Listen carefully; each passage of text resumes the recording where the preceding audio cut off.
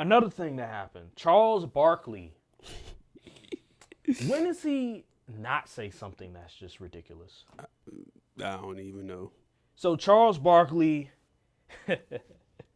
pregame show, you could tell he's heard some of the chatter about, the Lakers, Laker fans, other people that were, for the Lakers, and they've been critical of Charles Barkley's comments about the Lakers, saying that they're trash, saying that they're not good. And then he went on the pregame show and said, oh, they've been only good for 2 weeks. And then he called, I think, Kendrick Perkins a fool for his the Lakers are saving the NBA comments. And then he also called out ESPN. Yeah. Saying that they're a bunch of fools and idiots. Where are you with Charles Barkley? Like, how do you feel about his comments? Charles Barkley is a dude where I think respect for what he's done in the league, provided entertainment inside the NBA. Honestly, I think he's become the old head. When you get older, your filter is just diminishes. You just start saying whatever when you get old. I think he's just turning into, even Shaq ain't talking this reckless, and we don't know how Shaq gets about the current generation of players and stuff, calling them soft and when I'm my back on my day up. Chuck, I don't know. I think I don't know. I think he just thrives off negativity because the man. When was the last positive thing I seen him say that made headlines? Like, I don't even remember at this point. But I think he's misinformed. The Lakers have been good for past month and a half, longer than just 2 weeks. Like, they was on a win streak before the Luka trade even happened. So I don't know what he's talking about in that department. As far as attacking ESPN people, listen, I'm not defending nobody in no ESPN, especially not the likes of Kendrick Perkins, because we all know how he gets down, clutch mafia. I'm not, Kendrick Perkins, I've been disliked that dude. On the court, off the media, it don't matter. I do not like Kendrick Perkins and for his basketball takes. So whatever beef they got going on, I'm interested to see how that's going transpire once the merger happens, because that's gonna be hopefully someone intern starts recording the first interaction on the side and sells the footage to TMZ. But yeah, man, I just think Chuck, people kind of just gotta start ignoring him at times because his basketball takes haven't been good for a long time. Yeah, very long time. Very long time. He's just there for comic relief. He's just an entertainer at this point. It's not about real analysis. He's just there for entertainment. That's all he is. He's just loud and he just says the stuff that a lot of people may be thinking. Yeah. A lot of old heads may be thinking. So here's my thing. Because the thing with Charles Barkley, he's a polarizing figure. Because in some sense, he's right. But in other sense, he's way off. So with the ESPN thing, I'm not mad at what he said. I think to some degree he's right. Like, there are a lot of but it is kind of hypocritical because he kind of does like the same thing. That's my thing. Where at one aspect I'm like, yeah, he's right, but then the other aspect I'm like, no, but you do the same. You're hypocritical because I believe it was Lowe. He pointed Legend out, of Winning. In case y'all didn't know. Lowe from Legend of Winning. He pointed out that when they had the Rockets, I think it was a cup game, Rockets and Thunder. After the game, he said they don't know how to play basketball. Yeah, he did say that. I'm like, yeah, what? What? Like, this is one of the best teams. They were one of the best teams in the NBA at that point. I think they were a top 2 or 3 seed. They were like the 2 seed. They were winning. And you're telling that team that they don't know how to play basketball? It's like, what? This is what I'm talking about, where his word is, you can't take his word too seriously. You have to take everything he says with a grain of salt, because in one aspect, he is correct, but then in the other aspect, you're like, dude, but you do the same exact thing. He one of them broken clock, right twice a day type dudes. Exactly. For every 5 takes you get off, maybe 2 will be correct. Yeah, and of course Stephen A. had to comment about it as well. He's like, put a name on it and everything. Nah, he don't need to put a name on it. We know who it was. First of all, He called out Kendrick Perkins. Yeah. So he said Kendrick Perkins' name, but we also know who else he's talking about. He's Yeah. talking about you. He's talking about all these other cats in ESPN that be saying whatever. We know who he's talking about. And I just think Charles Barkley is a hypocrite. He doesn't care at all. And I hate that we keep seeing this guy on television. I used to love watching He's going scorched earth his last TNT season. I used to like watching NBA TNT, but it's just at this point I'm getting sick and tired of hearing all the negativity, all of the negative comments about the players on the court. Oh, they don't know how to play basketball. Oh, it's a soft league.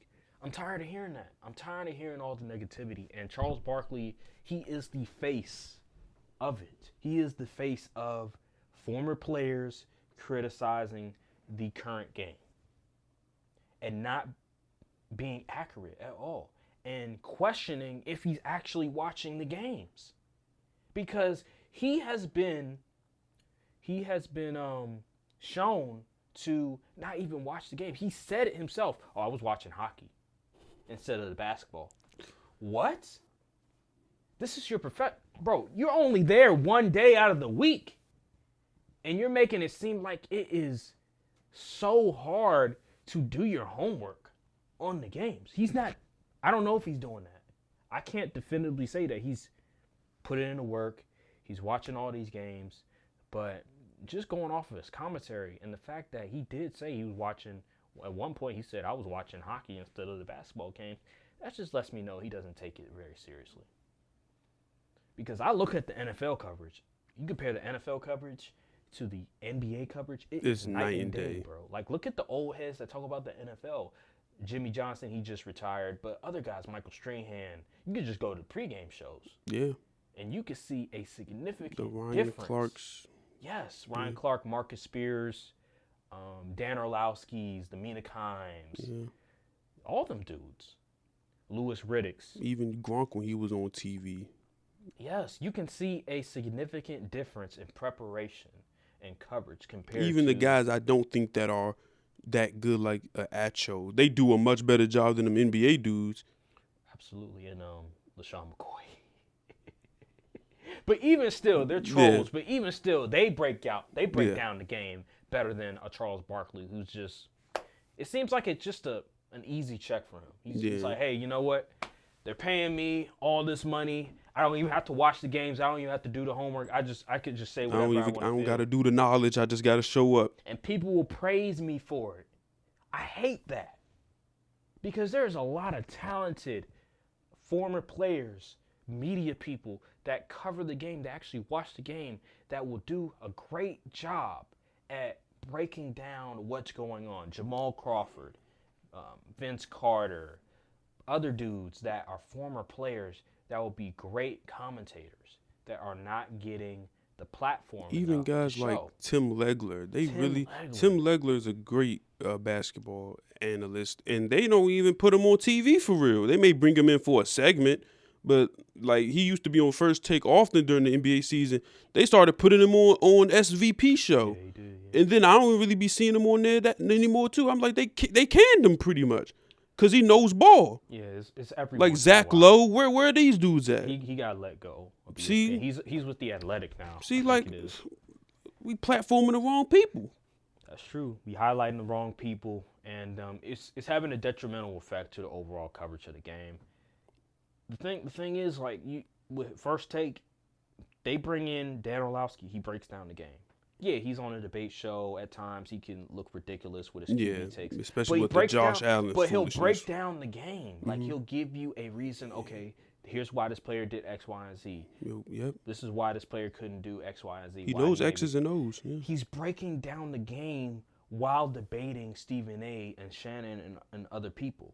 While Shannon is honestly, he's like the only former NFL dude that's in like that doesn't break down the game like at all.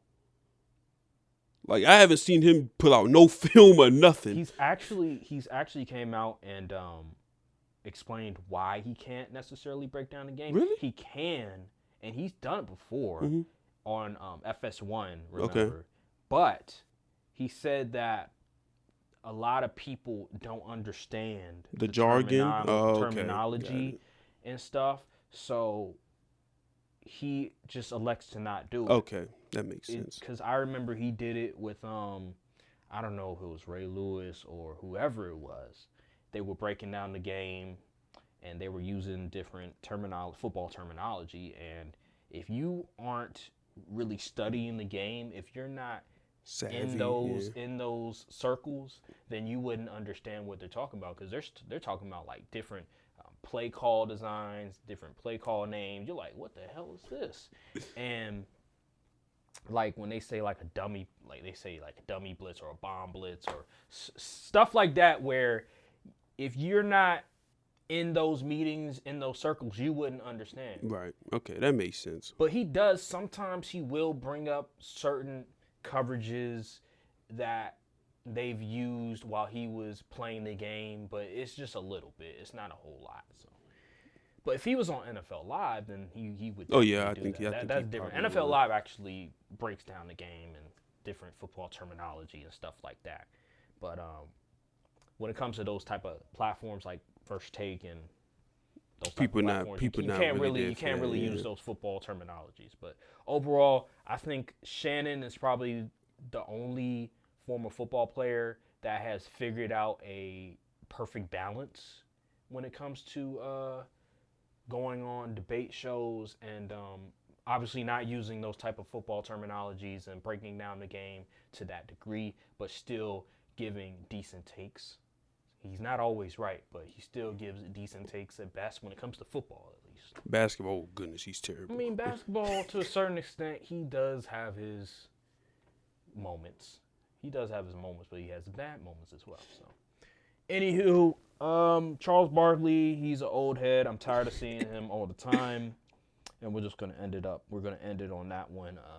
Thank you guys for watching. Make sure to like, subscribe, comment down below, hit the notification bell, follow the socials as well. Check out our playlist. The links will be in the description of that. Check out our main channel, the NFL channel. The links to the description will be in that as well. And we'll see you guys in the next episode of the Courtside View podcast. Thank you guys for watching. Peace. Salute. Just let me be me.